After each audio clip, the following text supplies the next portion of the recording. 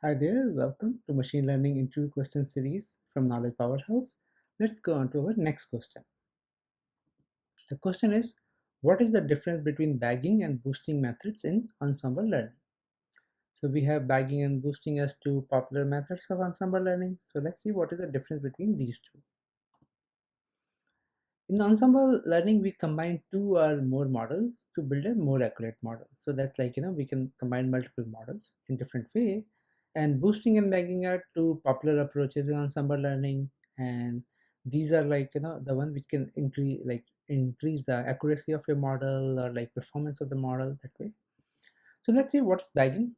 So bagging is also known as bootstrap aggregating. In bagging, we try to reduce the variance of the model by generating additional test data. So once the size of the data set is increased, we can tune the model to be more immune to variance. Like we have original data in this diagram, and then from that, we created more data points, test data, and give it to different classifiers. Once we give it to different classifiers, then we can tune the model to more, there's a variance in the data set. Based on that, the model can be immune to that. So it can provide us more accurate results.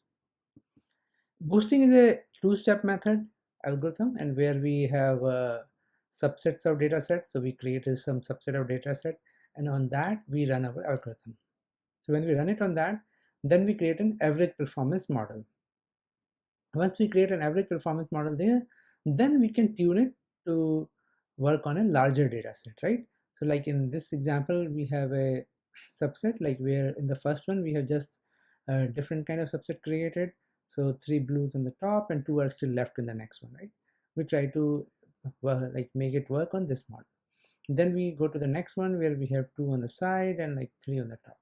Then we go to number 3, like 4. So that way we are going to reach a better performance in the model by tuning the model again and again on different subsets. Now the differences between bagging and boosting are like this. First is data partition, that in bagging the data partition is random, whereas in boosting misclassified data is given higher importance. Like if we haven't classified some data correctly, then in our next iteration we will try to give higher importance to that, right? So in bagging, if you remember, we were increasing the data set like from the original one. Then the goal of bagging is to reduce the variance, right? Because we are creating a more data so that variance can be reduced or the model becomes immune to variance. In boosting, we try to increase the prediction accuracy, like because we are trying different subsets. So on each subset, we try to see how prediction can be more accurate, right? So that is the goal, to increase the accuracy. And then we use random subspace in bagging, whereas in boosting we use gradient descent to find out the best values of the hyperparameters and the tuning of the model.